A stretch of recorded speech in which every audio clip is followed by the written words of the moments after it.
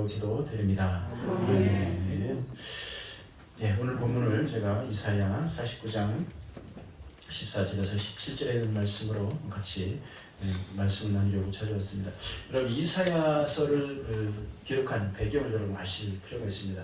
이사야서를 배경을 좀 아실 필요가 있는 게, 이 이사야서는 결국 궁극적으로는 우리 예수님이 태어나서 구원주로 이 땅에 오셔서 이 땅에서 주님의 사역을 감당하셨지만 결국 십자가에 죽으시기까지 우리를 위해서 십자가에 흘리시는 그 피까지, 그 다음에 죽음까지 감당하셔야만 하는 그 사역을 해야 된다라고 하는 그 말씀인데, 그 말씀이 벌써 이사야가 살았던 그 시대 BC 700년경에 이 이사야를 살면서 기록하면서 이 말씀이 궁극적으로 기록된 그 말씀으로 예언하는 그 기록이 이사야서다라는 것을 여러분 알 수가 있습니다. 그래서 앞에 읽지는 않았지만 우리가 이 40장에서 48장에서는 이스라엘에게 소망을 갖고 여호와를 기다려라 라고 하는 그런 그 말씀들이 기록되어 있고요. 그 다음에 오늘 이 본문에는 여호와 종려들으라고 하는 것이 4번이 언급됩니다. 그런데 이 네 번의 요소는 뭐냐면 42장 1절에서 4절, 49장 1절에서 6절, 그다음에 50장 4절에서 9절, 52장 13절에서 53장 12절까지 이 여호와의 종려들으라고 하는 이 제목으로 나오는데, 오늘 본문에 등장하는 49장은 두 번째의 노래에 해당된다라고 하는 것을 알 수가 있습니다. 근데 여기에 49장에는 메시아의 탄생과 고난, 영광에 대해 서술한 뒤 이 나중에 포로되고 흑암에 갇힌 자들을 해방시켜서 여호와께로 나오게 하는 메시아의 구속사역의 그 기록이 기록되어진 그런 곳입니다. 그런데 문제는 이 49장에 기록된 이 기록의 말씀이 먼 미래에 있단 말이에요. 그들의 이 이사야를 쓰게 되는 이 과정 속에는 어떤 상황이 처해 있었느냐? 그들은 바벨론 포로라고 하는 그런 기간에 있었어요. 바벨론 포로라고 하는, 여러분 우리도 일제시대에 36년이죠. 사실은 정확히 계산하면 35년입니다. 근데 36년이라고 보통 얘기를 하는데, 이 36년 동안 피지배의 그런 지배를 받아왔잖아요. 그래서 우리 어른들에게 그 일제시대 때 어땠느냐 이렇게 물어보면 말도 못한다는 거예요. 그 서러움이란 서러움. 뭐 조센지 그러면서 김치 냄새, 마늘 냄새 난다 그러면서 인간의 취급을 받아요. 여러분, 우리나라가 이 나라가 있고 국민이 있고 그 다음에 영토가 있다라고 하는 이 자체가 얼마나 큰 은혜인지 모릅니다. 그렇죠? 그런데 이게 누구에게 왔느냐? 우리 힘이 있어서 그렇게 된 게 아니죠. 여러분 잘 아시지만 우리가 5,000년 역사라고 하는데, 이 5,000년 역사 중에 그 전쟁을 침범을 당한 횟수가 500번인가? 이렇게 된다고 해요. 거의 10년에 한 번꼴이에요. 10년에 한 번꼴로 이렇게 전쟁을 우리가 받아왔는데, 그 전쟁을 통해서 우리가 수많은 사람들이 약탈을 당하고요. 우리나라의 사람들이 참 예뻐요. 안 예쁜가요? 예뻐요. 피부도 하얗고요. 얼마나 피부도 보드랍고 예쁜지. 다른 사람, 일본이든지 이쪽 중동이든지 중국이든지 이런 사람들이, 또 저쪽 몽골 이쪽에도 마찬가지인데, 그 사람들, 여러분 선교여행 가셨는지 모르겠는데 그쪽 가서 보시면 사람들 피부가 그렇게 예쁘지 않습니다. 우리나라 사람만 이상하게 예뻐요. 그러니까 우리나라가 예쁜 이유가 너무 예쁘니까 어떻게 해요? 그 사람들이 여자가 필요하다 그러면 막 달려오는 거예요, 우리나라한테. 그래서 끌고 가고, 전쟁을 끌고, 이런 피해 역사가 있었기 때문에 우리는 참 힘이 없어서 엄청나게 억울한 그런 시간을 많이 보냈습니다. 그런데 웬 하나님의 놀라신 사랑인지, 선교사가 이 나라에 들어오면서 하나님의 말씀이 전해지고 하나님의 은혜가 이 나라에 전해지니 어떻게 됐습니까? 그 서러운 일제시대를 이겨낼 수 있는 힘이 이 기독교에서 나왔잖아요. 아멘. 그리고 이 일제시대를 거쳐서 끝내고 나니까 유교가 왔지 않습니까?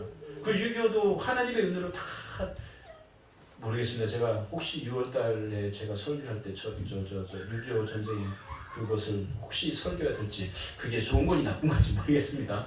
근데 어쨌든 그때 하면 하나님의 은혜가 얼마나 놀라운지, 중간에 곳곳마다 하나님의 은혜가 개입하지 않은 게 없어요. 근데 그 놀라운 은혜를 통해서 이 유교가 끝내지고요. 그러고 나서 그 53년에 6.25가 마치고 나서부터 지금 몇 년입니까? 거의 70년이 다 됐지 않습니까? 70년 넘는 동안 한 번도 제대로 된 전쟁이 이 나라에 없었어요. 이게 누구의 은혜입니까? 하나님의 은혜죠. 아멘. 우리 힘으로는 이거 이겨내지 못합니다. 여러분 그 건국전쟁이라고 하는 그 영화가 지금 난리가 났대요. 그 뭐 다큐멘터리 영화는 보통 사람들이 잘 안 봅니다. 이 저쪽 좌쪽에 있는 사람들은 뭐 사람을 끌어모아 가지고 뭐 이렇게 막 1000만 넘었네 어쩌네 그러는데 그렇게 될 일이 아닌데 어쨌든 여러분 시간 되시면 건국전쟁 한번 보셨으면 좋겠어요.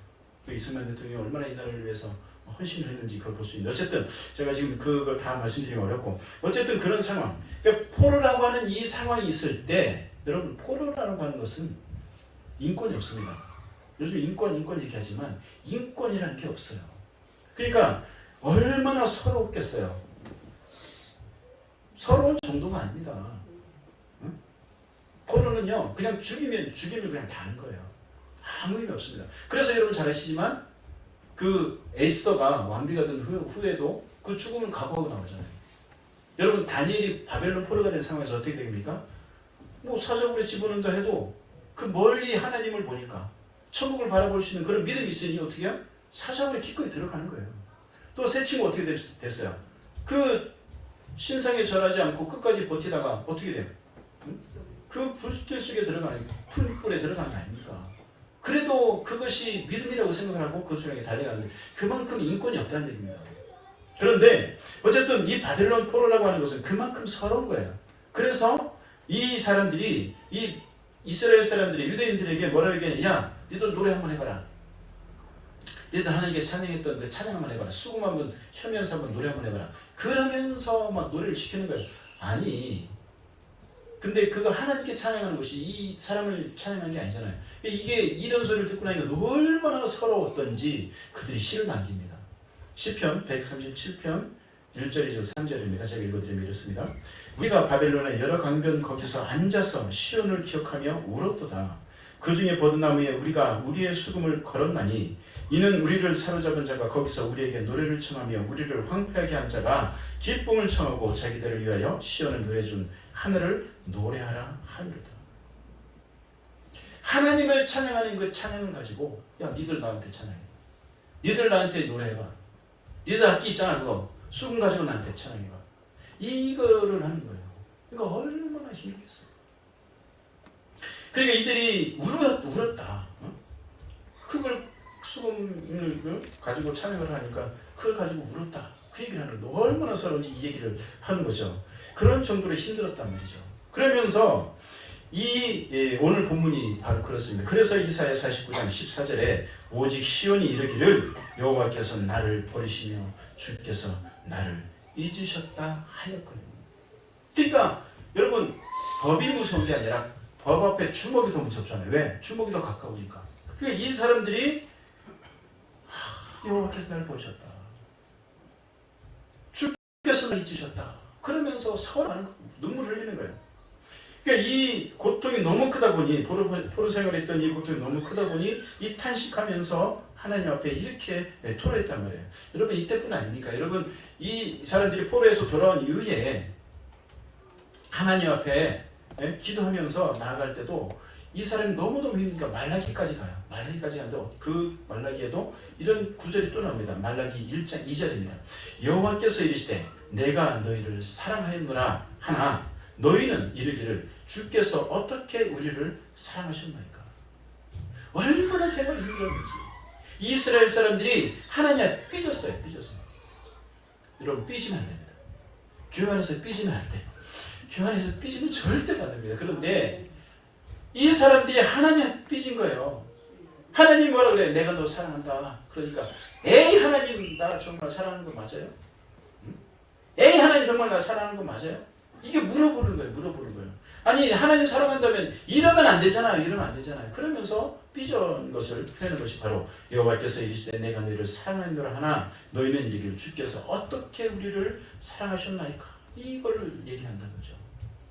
여러분 가끔 여러분들이 여러분 생을 살아오시면서 항상 기쁘고 밝고 좋은 일만 생기던가요? 우리 오전에 목사님 설교하시면서 뼈 안 맞은 얘기 뭐 하셨던데요. 참 우리 힘들고 어려운 일 다 지나지 않습니까? 뭐 한 산을 넘으면 끝났길 생각하면 또 한 산이 나오고, 파도 지나갔으니 이제 파도 끝날까지 하면 또 파도 또 넘어오고, 이게 이 인생이에요. 그러니까 너무너무 힘든 거죠. 그러니까 아이고 하나님 그거 정말 아닌 것 같아요. 정말 나 잊으신 것 같아요. 라고 하나님께 푸념을 하는 겁니다. 그러니까 이사야 49장 15절에 또 이렇게 말씀하셔요. 여호와께서 대답하신다. 제가 현대인의 성경을 찾아왔습니다. 어떻게 여자가 젖 먹는 자식을 잊을 수 있으며 자기가 낳은 아들을 불쌍히 여기지 않을 수 있겠느냐. 여러분 혹시 여러분 황수환 박사님 교수님 잘 아시죠? 이제 벌써 돌아가셔서 이제 우리 가물가물한데 그분이 서울의 연세대인가 그쪽에 교수로 계시면서 이제 전국의 방송으로 또 이렇게 돌아다니시면서 강연을 하시는 것을 제가 본 적이 있는데 TV에 그게 나오더라고요. 이분이 나오셔서 이런 얘기를 하는 거예요. 제가 어릴 때 여러분 좀 하다가 제가 어릴 때 한 얘기가 있습니다. 제가 어릴 때 6.25가 터져가지고 자 아버지는 뒤에 보찜을 메고 그 다음에 지게를 지고 그 다음에 거기에 피난 갈 수 있는 그런 물품을 다 메고 그러고 그 다음에 어머니는 위에 이제 보찜을 다 메고 그 다음에 뒤에 아기를 얻고 자기 동생을 얻고 그러고 이제 피난길을 간 거예요. 피난길을 갔는데 갑자기 저 멀리서 비행기가 막 날아오는데 북한군 기가 공군이 막 날아오는 거예요. 날아오는데 자기들을 향해서 쫓아오더라는 거예요. 쫓아오면서 총을 딱 하고 쏘는 거예요. 그러니까 사람들이 피해야 되잖아요. 그러니까 사람들이 막 도망가는데 자기 아버지도 딱 그 총소리를 듣자마자 이 짐 같은 거 다 벗어버리고 저 구멍을 팍 숙여들어요. 근데 이거 어머니는 안 그래요. 어머니는 아이고 누구야 빨리 가. 그 보찜을 다 내려버리고 그 애기하고 자기를 탁 때리고 끌어안고 이렇게 엎드리셨다. 그 얘기를 하는 거예요. 그러면서 이 어린 황수관이가 나중에 이제 비행기 지나가고 나서 속으로 생각했대요. 에이 남자 쓸모없어. 남자 쓸모없어. 아버지 소용없어. 엄마가 최고야. 엄마 최고. 응? 그런 얘기를 제가 들은 적이 있어요. TV에서. 여러분 그렇습니다. 어머니는요. 이 자기 자식을 낳은 그 사랑이 너무너무 본능적으로도 그렇고 너무너무 크기 때문에 여러분 다 자식을 키워봐서 아시겠지만 저지 있는 그 상황에서 애기한테 젖을 주고자 하는 그런 강렬한 마음이 애기를 사랑하는 강렬한 마음이 여러분들에게 있잖아요. 그게 바로 부모의 사랑이에요. 부모의 사랑. 어머니의 사랑이라는 거예요. 이렇게 어머니는 그 자식을 절대 잃지 않는다. 응? 절대 잃어버리지 않는다. 이게 어머니의 사랑이다. 여러분 마태복음 15장에 보시면 여러분 잘 아시는 자기 딸이 귀신 들려가지고 예수님께 쫓아와서 예수님 제 딸이 지금 귀신 들려서 힘들합니다. 고쳐주세요. 그러니까 예수님이 근데 내가 고쳐줄게 이러지 않아요. 어떻게 대하는지 아세요? 대답하여 이르시되 자네의 떡을 취하여 개들에게 던지니 마땅하지 아니하니라. 현대인의 성경으로 찾아오면 자녀들의 빵을 빼앗아 개에게 던지는 것은 옳지 않다. 이렇게 기록합니다. 물론 이방인이기 때문에 유대인들이 이방인들을 바라볼 때 좀 무시하는 그런 것이 분명히 있었어요. 그러나 예수님이 그러시면 안 되잖아요. 근데 예수님이 자녀들의 빵을 빼앗아 개에게 던지는 것이 옳지 않다. 이 얘기를 하는 거예요. 여러분 이 정도 말을 들으면 보통 사람 같으면 에이 관두셔. 나 우리 자녀 치료 안 받아도 됩니다. 나 그냥 가겠습니다. 라고 하지 않겠냐. 자존심 상해가지고. 여기에 개라고 하는 것은 이게 제가 지금 여기 화면에 지금 나올 텐데 큐나리온이라고 하는 이 단어입니다. 이 단어는 큰 개가 아니고 작은 강아지. 그리고 원래 큰 개는 키온이라고 하는 이 단어가 있어요. 근데 여기에는 이 개라고 하는 것 자체가 우리도 그렇지만 유대 쪽에서도 개라고 하는 그 자체는 경멸적인 언어를 가지고 있습니다. 그래서 멍청이 또 멍청한 놈 이렇게 얘기할 때 개 이렇게 얘기하는 거예요. 그러니까 예수님이 이 이방인에게 얘기한 것들조차도 너는 개 네, 이겨야 되는 거예요. 응? 너는 이거야. 이렇게 된 거예요. 그런데 여러분 이 정도 됐으면 이 여인이 어떻게 됐어요? 헤, 관두셔. 뭐 자네 고치는 나발이고 나 필요 없습니다. 나 필요 없습니다. 이러고 갈 텐데 이 여인이 뭐라고 얘기합니까? 마태복음 15장 26절 예수께서는 자녀들이 먹을 빵을 강아지에게 던져주는 것은 옳지 않다며 거절하셨다. 그러자 그 여자는 주님 그렇긴 합니다마는 강아지도 주인의 상에서 떨어지는 부스러기는 주워 먹지 않습니까? 하고 말하였다. 제가 공동번역으로 찾아봤어요. 왜? 이게 강아지가 맞기 때문에. 강아지, 공동번역은 강아지라고 정확하게 표현을 했어요. 강아지라고 하는 걸 표현했던 거예요. 그러니까 이 여인을 주님께서 한번 시험을 딱 해봤는데, 테스트를 해봤는데, 이 여인이 끝까지 그걸 물고 늘어지는 거예요. 주님, 그렇습니다. 그렇지만 주님, 강아지도 주인의 상에서 떨어지는 부스러기는 먹지 않습니까? 부스러기는. 그 부스러기라도 좋으니 그거라도 주십시오. 그거라도 주워 먹겠습니다. 라고 하는 거예요. 그러니까 이 믿음을 보시고 주님이 고쳐주셨다. 이 말씀을 여러분 분명히 기억하셔야 될 것. 아까 황수원 박사님 얘기, 그 다음에 정말 좀 설교에서 하기 힘들지만 개무시를 당해도 끝까지 예수님을 향해 자식을 사랑하는 그 마음으로 붙드는 그 자존심을 버리면서 예수님 향해 외쳤던 이 여인, 이 두 사람의 공통점은 오늘 49장 15절에 있는 말씀과 똑같은 거예요. 여인이 어찌 그 젖 먹는 자식을 잊겠으며 자기 태에서 난 아들을 궁일이 여기지 않겠느냐라고 하는 말씀. 여러분 이게 부모의 사랑이란 말이죠. 어머니의 사랑이란 말이죠. 그런데 여러분 인간적 사랑은 한계가 있습니다. 인간적 사랑은 한계가 있어요. 일본의 아주 유명한 신학자인 우찌무라 간조, 우리식으로 말하면 내춘감삼이라고 하는 이 신학자가 있습니다. 근데 이 사람이 주장한 게 있어요. 그 사람이 뭘 주장했냐면 그림자 사랑을 얘기했습니다. 이 그림자 사랑이라는 게 뭐냐? 사람이 환경이 좋고 수입이 좋고 형편이 좋으면 친구가 있고 애인이 있답니다. 그런데 그것들이 없어져요. 환경이 안 좋아지고 또 형편이 어려워지고 수입이 없으면 그 사람이 친구도 떠나고 애인도 떠난다는 거예요. 여러분 대표적인 사람이 누굽니까? 욥이지 않습니까? 욥이 갑자기 하나님 앞에 큰 시험을 당합니다. 큰 시험을 당하면 어떻게 돼요? 막 온몸에 자기 가족들 재산 다 뿔뿔이 흩어지고 나서 다 없어지고 나서 자기 온몸에 완전히 그냥 큰 어려움이 당하니 거기 뭐 기와장을 긁어야 겨우 뭐 그 어려움을 겨우겨우 벗어나는데 그 상황이 되니 어떻게 돼요? 자기 부인이 와서 뭐라 합니까? 차라리 하나님을 욕하고 너 죽어버리라. 그리고 떠나버리잖아요. 그게 인간이에요. 그게 인간. 아무리 우울하 할지라도 힘들고 어려울 때는 인간적으로 하나님 앞에 아무리 뭐 신실하다 해도 이 인간적인 모습에서는 그 이상을 뛰어넘지 못한다. 그 얘기를 하는 거죠. 그러니 그래서 인간의 사랑은 이렇게 하자가 많고 그리고 인간의 사랑은 허구로 가득 차 있다. 이것이 그림자 사랑이다. 자, 부모가 자기 태에서 난 아이를 버리기도 한다. 또 짐승도 자기 이 기본적인 본능의 사랑을 가지고 있지만 이 사람들은 조건을 사랑하는데 그러다가 조건이 상실되면 그 사랑도 버립니다. 그것이 무슨 사랑입니까? 그것은 사랑을 모독한 행위입니다. 인간의 사랑에는 이걸 이렇게 허구로 가득 차 있습니다. 그래서 내춘감상은 이것을 그림자 사랑이라 이렇게 얘기했어요. 우리 인간의 사랑은 한계가 있다. 그 얘기를 다시 얘기하는 거죠. 주님께서 말씀하시되 그들은 잊을지라도 잊을 수 있다는 말이에요. 잊을 수 있다. 성경에 그래서 성경에 보시면 정말 그런 사건이 있어요. 열왕기하 6장 28절 29절에 보면 정말 그런 사건이 나타납니다. 자, 베나닷 왕이 사마리아를 포위했을 때 어미들이 이제 먹을 게 없으니 어떻게 해요? 야, 우리가 이제 굶어 죽을 수밖에 없다. 근데 어떡하니? 우리 좀 살아야 되지 않겠냐? 자, 그럼 우리 어떻게 할까?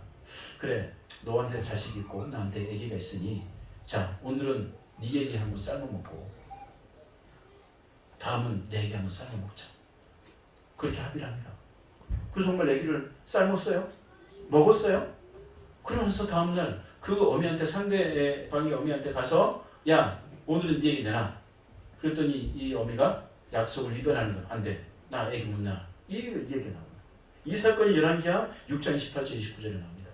또 이르되 무슨 일이냐 하니 여인이 대답하되 이 여인이 내게 이르기를 내 아들을 내놓아라. 우리가 오늘 먹고 내일은 내 아들을 먹자 하며 우리가 드디어 내 아들을 삶아 먹었더니 이튿날에 내가 그 여인에게 이르되 내 아들을 내놓아라 우리가 먹으리라 하나 그가 그의 아들을 숨겼나이다. 이 왕이 가서 하소연하는 거예요. 이게 해결해달라고, 이애 잡아먹게 해달라고 하소연하는 거예요. 그게 부모의 사역이다. 그게 부모의 한계다. 그 얘기를 하는 겁니다. 예레미야에는 4장 10절에 딸 내 백성이 멸망할 때에 자비로운 부녀들이 자기들의 손으로 자기들의 자녀들을 삶아 먹었도다. 또 조스퍼스라고 하는 그 예루살렘의 학자, 역사학자가 예루살렘 최후의 포위 때에도 이와 같은 비극이 있었다라고 그렇게 기록을 하고 있습니다. 이런 비극은 전 인간적으로 다 여러분, 이거 단순히 삶아먹었다는 그것뿐 아니라 여러분 얼마나 많은 표현들이 지금 나타나고 있어요. 뭐 그런 잘못된 모습들을 뭐 너무 많으니까 일일이 열갈 수 없고, 그럴 정도로 인간의 한계는, 인간의 사랑은 한계가 있다. 그 얘기를 하는 거죠. 그런데 주님은 뭐라고 말씀하십니까? 나는 그렇지 않다. 나는 그렇지 않다.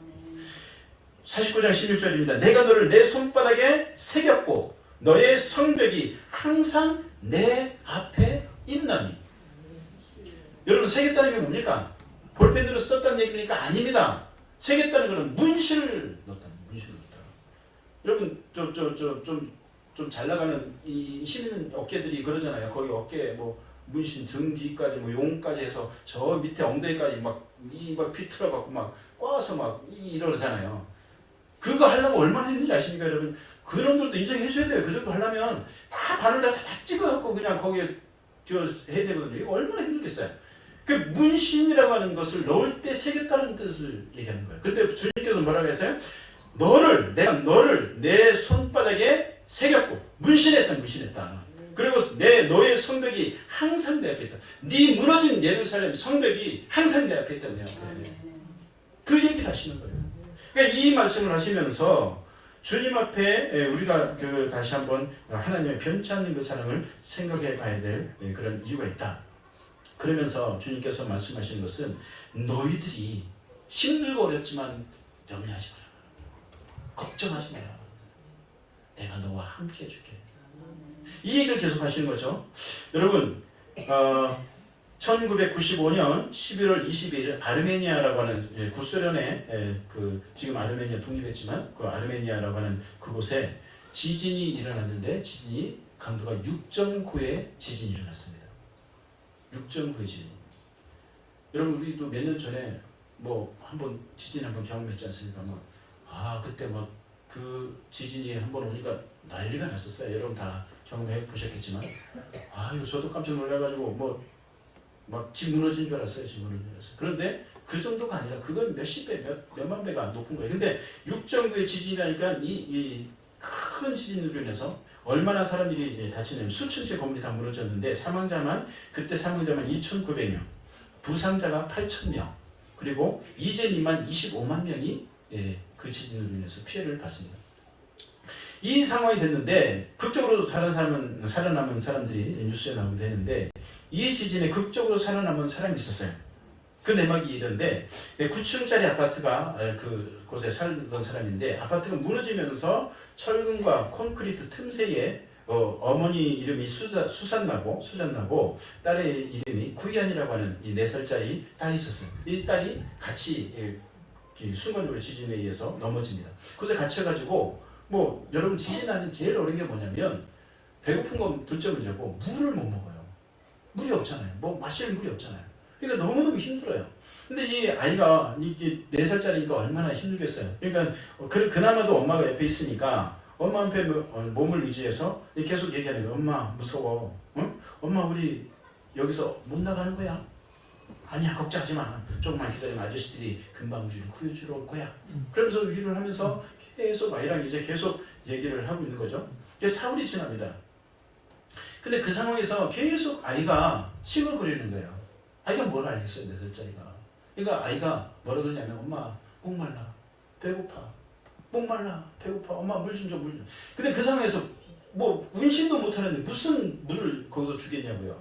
그러니까 이 엄마가 계속 딸내미가 배고프고 목마르다 하니까 이 어머니가 어떻게 물을 줄 수 있는 방법이 없잖아요. 그러니까 주위에 이거 막 주섬주섬 그 어두운 곳에 이렇게 뒤져보니 유리 조각이 하나 딱 있는 거예요. 그러면서 이 아이에게 얘야 물 찾았다. 물 먹어라. 그래서 입 벌려라. 입 벌렸는데 엄마가 물을 조금 주는 거예요. 또 좀 있다가 엄마 목말라 그러면 또 물을 주는 거예요. 그러고 나서 이제 그 물을 다 줬는데 나중에 며칠이 더 지났어요. 며칠이 더 지났는데 이 소방관들이, 이 구조대원들이 거기 지나가다가 아기가 우는 소리를 듣고 그것을 파보니 애가 있는 거예요. 그 엄마가 있는 거예요. 그런데 애는 살았는데 엄마가 죽은 거예요. 그 보니까 애가 자꾸 물을 달라니 물이 없으니 어떻게 해요? 유리칼로 자기 손목을 찢어가지고 그 피를 내서 애를 먹인 거예요. 그래서 애는 살고 엄마는 죽었습니다. 그 사건이 있었어요. 그러니까 이 모습을 통해서 물과 피를 다 흘려서 자기 딸을 살려낸 그 어미가 그때 뉴스에 나온 적이 있습니다. 종교 심리학자들은 말하기를 부모의 사랑을 받아본 경험이 없는 사람에게는 하나님의 사랑에 대해서 아무리 설명해도 깨닫지 못한다. 여러분, 하나님의 사랑을 여러분들의 자녀들에게, 여러분들의 가족들에게 전하고 싶으면 어떻게 해야 돼요? 먼저 부모님이 자녀를 지극정성으로 사랑해 주셔야 됩니다. 아멘. 그래야만 이게 하나님의 사랑의 그림자에 불과하지만, 그렇지만 너는 하나님의 자녀야, 너는 하나님의 사랑받는 자녀야 라고 얘기할 수 있는 그런 사람이 된다는 거예요. 아멘. 여러분, 가족들이 화기애매하면 안 되고 화기애애하셔야 돼요. 화기애애하셔야 돼요. 그래야 자녀들이 그게 부모님의 사랑이 하나님의 사랑임을 깨닫게 되면서 하나님의 사랑을 깊이 체험할 수 있는 그런 발판 마련해 준다. 그래서 이 모습을 가지고 있었다. 여러분, 그러므로 우리가 하나님의 사랑을 느낀다고 하는 것은 하나님의 완전한 사랑, 그 어머니의 사랑을 통해서 배울 수 있다. 그 사랑을 통해서 배울 수 있는 이 모습을 여러분 기억하시고 하나님의 사랑을 나눠줄 필요가 있다. 자, 그런데 제가 이제 잠깐 옆으로 돌아가서 다른 종교를 얘기해 볼 필요가 있어요. 다른 종교에 그런 사랑이 있느냐? 그런 사랑이 있느냐? 석가나 공자는 우리에게 도덕과 철학을 줬지만 그 생명 자체를 주지 못할 뿐 아니라 생사를 알지도 못합니다. 불교의 서산대사라고 하는 이분이 해탈시라고 하는 시를 썼어요. 이 시를 보시면 인생의 정의에 대해서 이렇게 정의합니다. 나오죠? 자, 한번 읽어드릴게요. 공술의 공수거, 시인생, 빈손으로 왔다가 빈손으로 가는 인생이요. 생종하철의 사양하처, 날 때는 어느 곳에서 왔으며 갈 때는 어느 곳으로 가는가. 생야 일편 부은기, 삶이란 한 조각 구름이 일어나며 사야 일편 부은별, 죽음이란 한 조각 구름이 없어짐이다. 부은 자체 본무실, 구름 그 자체는 실체가 없으니 생사거래 역여연, 삶과 죽음 오고 감이 그와 같도다. 참 멋있죠? 시 잘 썼어요. 멋있어요. 그런데 여기에는 진리가 없어요. 여러분, 혹시 최준이라고 하는 가수 아시나요? 아시면은 좀 된 세대, 모르시면 전 세대, 이렇습니다. 그런데 최준이라고 하는 그분이 노래한 게 있어요. 대표적인 노래는 뭐죠? 하숙생입니다. 제가 노래를 못하니 노래를 불러드릴 수는 없고, 가수가 아니니 노래 부를 수 없어서 그냥 가사를 읽어드리겠습니다. 하숙생입니다. 인생은 나그네 길, 어디서 왔다가 어디로 가는가. 구름이 흘러가듯 떠돌다 가는 길에 정일랑 두지 말라, 미련랑 두지 말라. 인생은 나그네 길, 구름이 흘러가듯 정처 없이 흘러서 간다. 인생은 벌거숭이, 빈손으로 왔다가 빈손으로 가는가. 강물이 흘러가듯 여울져 가는 길에 정일랑 두지 말자, 미련일랑 두지 말자. 인생은 벌거숭이, 강물이 흘러가듯 소리 없이 흘러서 간다. 이런 겁니다. 참 멋있죠. 저는 이 노래를 들으면서 어릴 때 들었지만 이 노래를 들으면서 어떻게 요 서산대사의 해탈시와 이렇게 잘 맞췄을까. 아마 이 가사를 쓴 분이 불교인이었지 않았을까, 그런 생각이 들어요. 여러분, 그런데 문제는 이 사람들이 얘기하는 어디서 왔는지 몰라. 인생이 인생 어디서 왔지? 내가 왜 살지? 그럼 내가 어디로 가지? 모르는 거예요. 석가가 이렇게 석가의 제자가 어느 날 이렇게 네 가지 질문을 했습니다. 우주는 영원한가? 영원하지 않은가? 첫 번째. 두 번째, 우주는 유한한가? 무한한가? 세 번째, 영혼과 육체는 동일한가? 별개의 것인가? 네 번째, 열애. 열애라는 뜻은 완전히 깨달은 자라는 뜻입니다. 열애는 사후에 생존하는가? 하지 않는가? 이 네 가지를 석가 선생님에게 물어요. 근데 석가가 이 네 가지 대답에 대해서 묵묵부답이었어요. 대답할 수가 없으니까. 왜? 모르니까. 또 석가가 있을 때 크리샤 고탐이라고 하는 이 여인이 자기 아들이 있었어요. 아들이 이제 겨우 이제 뭐 돌도 채 안 된 이 아들이 갑자기 병에 걸렸어요. 병에 걸려가지고 그 아기를 살리려고 온 처방이란 처방을 다 씁니다. 그래도 아기가 죽어가는 거예요. 그래서 사람들한테 물으니 석가한테 가보라. 석가한테 가면 해결책이 있을 것이다. 라고 하는 그런 얘기를 듣고 석가를 찾아갑니다. 그래서 석가가 그 여인의 크리샤 고탐이라고 하는 이 여인의 그 얘기를 듣고 자 그럼 내가 해결책을 주겠다. 이달하면 해결을 볼 것이다. 라고 하면서 얘기를 해요. 어떤 얘기를 했냐면 자 그러면 네가 지금 동네에 가가지고 한 번도 죽음을 맛보지 죽음을 겪어보지 않은 집에 가서 그 집에 가서 겨자씨 하나를 받아오라. 그러면 내가 그 겨자씨 받아온 것을 확인하면 내가 그 해결책을 주겠노라.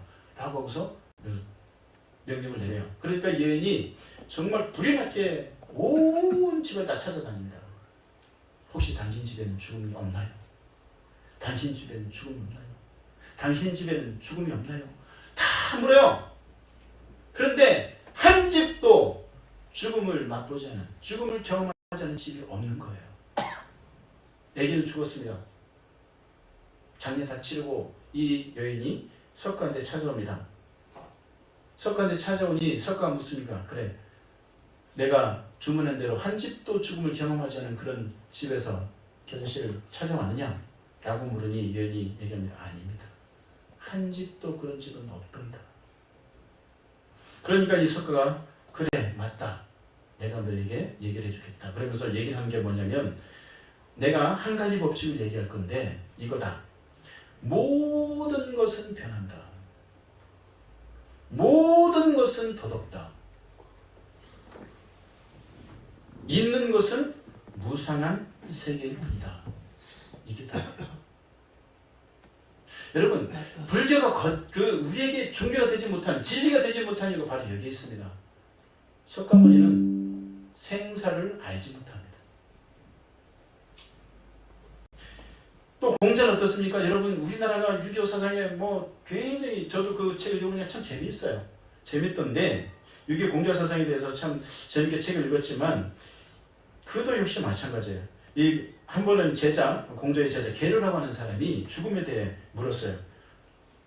응? 선생님, 죽음이 뭡니까? 라고 물으니 공자가 이렇게 얘기를 합니다. 미능생 언지사. 내가 낳는 것도 알지 못하거늘 어찌 죽는 것을 알리요? 그렇게 대답했어요. 미능생 언지사.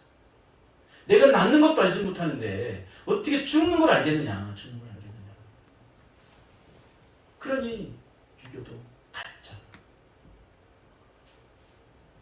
그러면 우리 기독교는 어떻습니까? 기독교 얘기하면 기독교는 정확합니다. 그 구절을 제가 말씀드리려고 해요.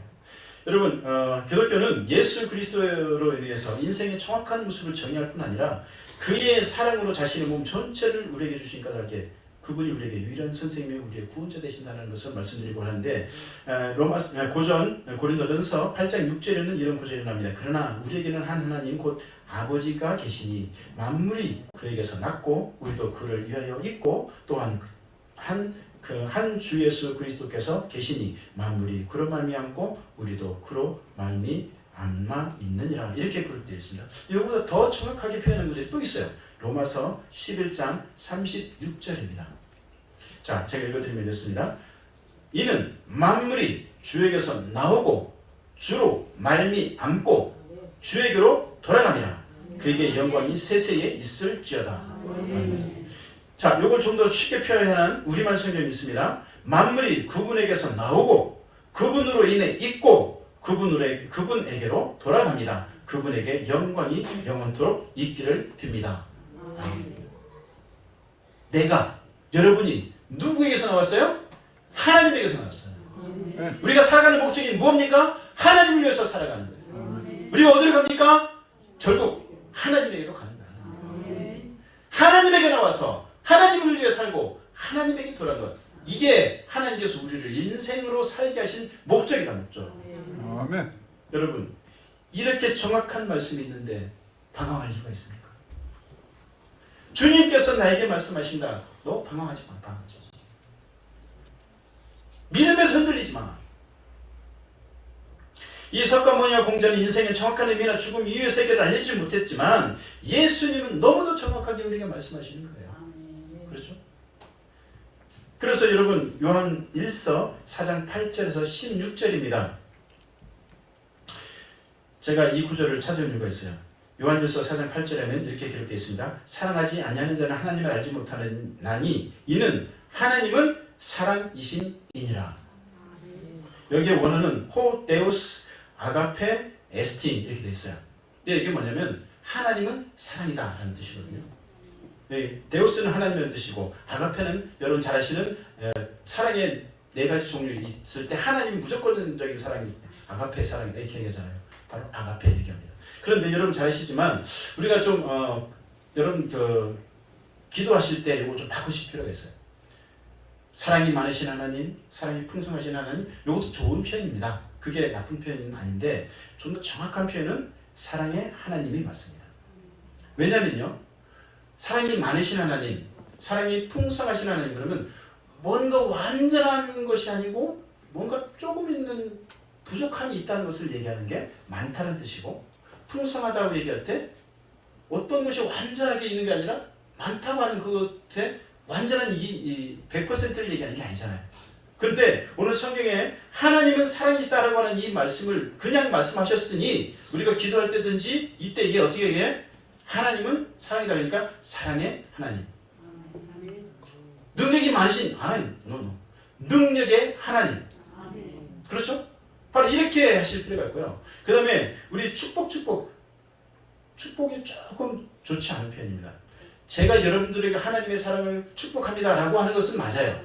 근데 하나님은 여러분을 축복하십니다 이건 아니에요. 왜 아니냐면 단어를 이제 한이 좀 어려운 단어니까 이 무슨 축이냐면 빌축입니다. 빌축. 그 다음에 복복자입니다. 그러면 하나님은 여러분을 축복하신다 그러면 어떻게 돼야 돼요? 하나님이 여러분의 복을 빌어줍니다. 그런 뜻이거든요. 근데 그건 아니잖아요. 하나님 복을 어떻게 하신다? 주신 분이잖아요. 주신 분. 그러니까 하나님의 복을 주십니다. 하나님의 복을 받으시기 바랍니다. 이 정도는 낼 수 있어도 하나님은 당신을 축복합니다. 이건 아닙니다. 이건 우리가 좀 이제 단어를 바꿔서 해야 될 필요가 있겠다.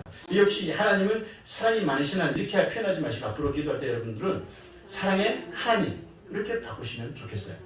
제가 이제 좀 부족하지만 그것을 했고, 그러니까 이 모습을 하나님은 사랑이시다라는 이 모습을 여러분 아실 필요가 있는 게 지금 이 모습을 알려드리려고 해요. 자, 하나님은 사랑을 감히 헤아릴 수 없는 모습인데 원수를 위해서 자식까지 버리는 사랑이 하나님의 사랑입니다. 여러분 제가 혹시 제 딸내미가 있는데 제 딸내미한테 갑자기 오늘 야 딸내미 나한테 와봐 같이 앉았어요. 아빠 왜? 앉아봐. 내 얘기할 게 있다. 너 내가 할 게 있는데 내가 정말 이건 꼭 소원이다. 소원. 꼭 해야 된다. 뭔데? 너 지금 북한에 가서 김정은을 위해서 북한군이 되라. 그리고 죽어라. 열심히 전쟁에 나가서 제 앞에 나가서 싸우고 너 전쟁에서 죽어버려라. 여러분 표정이 좀 이상하시네요. 제가 만약에 그런 표현을 우리 딸내미에게 했다면 여러분 저를 향해서 뭐라고 하겠어요? 이러지 않겠어요? 아니 세상에 어떤 부모가 자기 자식을 향해서 너 원수를 향해서 나가서 죽어 라고 얘기할 수 있는 부모가 있겠냐고. 혹시 이웃을 위해서 희생하는 사람이 있을 수 있습니다. 혹시 죽음에 처한 그 사람을 위해서 뭐 구하다가 자기 목숨이 잃어질 수 있는 그런 모습이 있을 수는 있어요. 그런데 자기가 정말 천천지미워하는 그 원수를 향해서 죽으라 그런다면 그 부모를 정상적으로 보겠습니까? 절대 그럴 수 없죠. 그런데 주님께서 하나님께서 그렇게 하셨어요. 어느 날 하나님께서 예수를 부릅니다. 야, 예수야 이리 오너라. 예, 하나님 내가 너에게 미션을 주겠노라. 무슨 미션입니까? 너 신의 지위 다 박탈한다. 그리고 지금 이 순간부터 너 인간이 되어서 인간세계 내려가라. 그리고 인간을 위해서 네 모든 사역을 감당하고 너 십자가에 못 박혀 죽으라. 여러분, 제가 우리 딸내미한테 적을 향해 가서 그를 위해서 죽으라 할 때는 좀 이상하다고 느끼는데 왜 하나님이 그렇게 원수를 향해서 인간이 하나님과 인간은 원수지간인데 원수를 향해서 너 죽으라 그럴 때 왜 그게 당연한 듯이 느껴지시나요? 그게 왜 당연하죠? 어떻게 그게 당연하다고 느끼십니까? 당연한 거 아니에요. 당연한 거 아니에요. 그래서 주님께서 십자가상에 7가지 가상치전이라고 그러잖아요. 그 7가지 중에 이 구절이 나옵니다. 마태복음 27장 46절에 제90쯤에 예수께서 크게 소리질러 이르시되 엘리 엘리 라마 사박다니 하시니 이는 곧 나의 하나님 어찌하여 나를 버리셨나이까. 하나님은요 예수님이 십자가에 죽으실 때 등 돌려서 안 보셨어요. 예수님이 죽으실 때 엘리 라마 사박다니 외쳤을 때 하나님 어찌하여 나를 버리셨나이까 울부짖으면서 죽어갈 때 하나님은 돌보지 않았어요. 왜요? 나를 더 사랑하니까. 여러분을 더 사랑하니까. 여러분, 아들을 죽이면서 원수를 사랑하는 사람이 이 세상에 어디가 있어요? 그런데 하나님은 그 사랑을 우리가 지금 누리고 산단 말이에요. 여러분, 그래서 하나님이 너무너무 슬픈 거예요.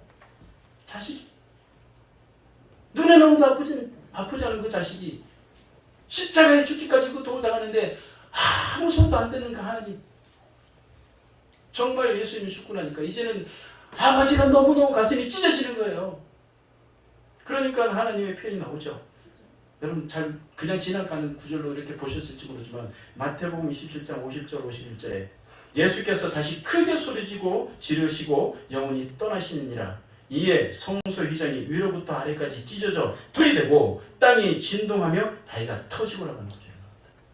여러분 부부싸움이든지 가족에서 뭐 싸움이 나면 이 화를 참지 못하는 사람은 어떻게 합니까? 상에 있는 거 다 쓸어버리니 버려! 저만 그런가요? 저희 집에 이미 식탁 보고 그냥 샥 쓸어버렸어요. 그냥 쓸어버려.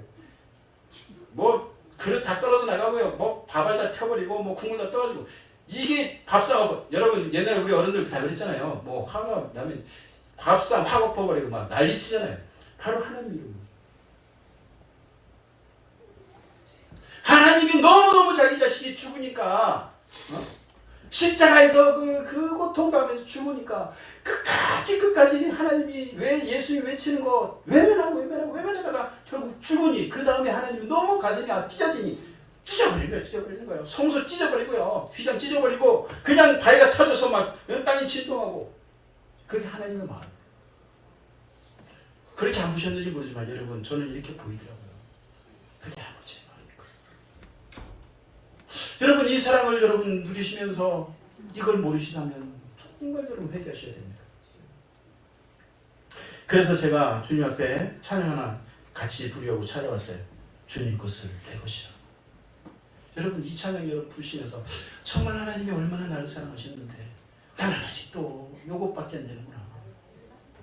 난 아직도 요것밖에 안 되는구나. 여러분 이 찬양 같이 한번 하시기 바랍니다.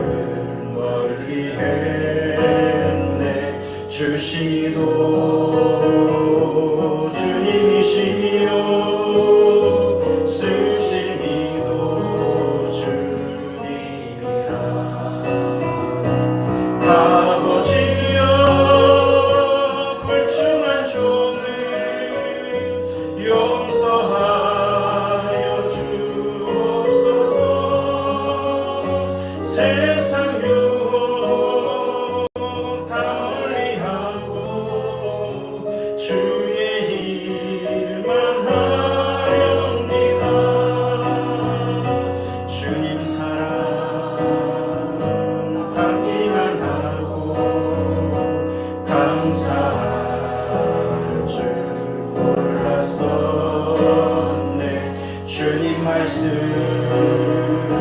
듣기만 하고 실행하지 못했었네. 아버지여 연약한 종을 용서하여 주옵소서. 주님 명령 순종하면서 주를 위해 살렵니다. 아버지여 연약한 종을 용서하여 주옵소서. 주님 명령 순종하면서 주를 위해 살렵니다.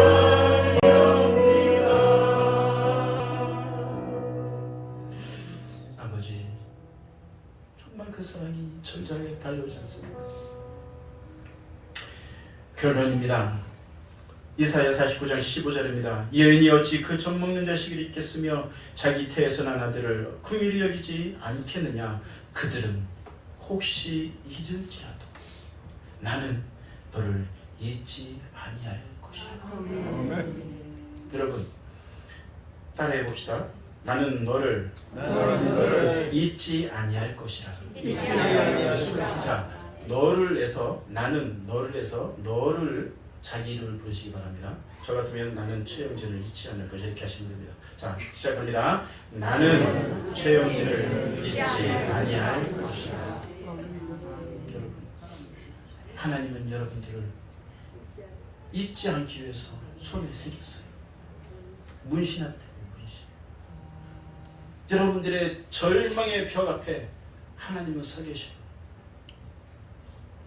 그 하나님을 찬양하며 그 하나님께 배신하지 않으며 의리 지키며 살아갈 수 있는 여러분과 저가 되기를 주님의 이름으로 축복합니다. 다 같이 기도하겠습니다. 아버지 하나님 감사드립니다. 저를 사랑하시고 인도주셔서 하나님의 자녀 삼으시고 주님의 크신 은혜와 사랑 가운데 오늘도 주의 크신 능력을 바라며 주님 옆에 감사하며 주님 옆에 왔습니다. 주님께서 말씀하십니다. 이 여인이 어찌 그 젖 먹는 자식을 잊겠으며 자기 태에서 난 아들을 긍휼히 여기지 않겠느냐. 그들은 혹시 잊을지라도 나는 너를 결코 잊지 아니할 것이라. 주여, 이 말씀대로 하나님의 은혜를 받으며 하나님의 사랑을 받으며 살아가는 믿음의 사람 되게 하여 주시옵소서. 주님께 영광 돌리는 사람 되게 하여 주옵소서. 주님께 찬양하는 사람 되게 하여 주옵소서. 주님께 경배하는 사람 되게 하여 주옵소서. 결코 주님에 대한 그 사랑에 의리 저버리지 않는 믿음의 사람 될 수 있도록 주님 인도하여 주시옵소서. 감사드리며 예수님 이름으로 기도드립니다. 아버지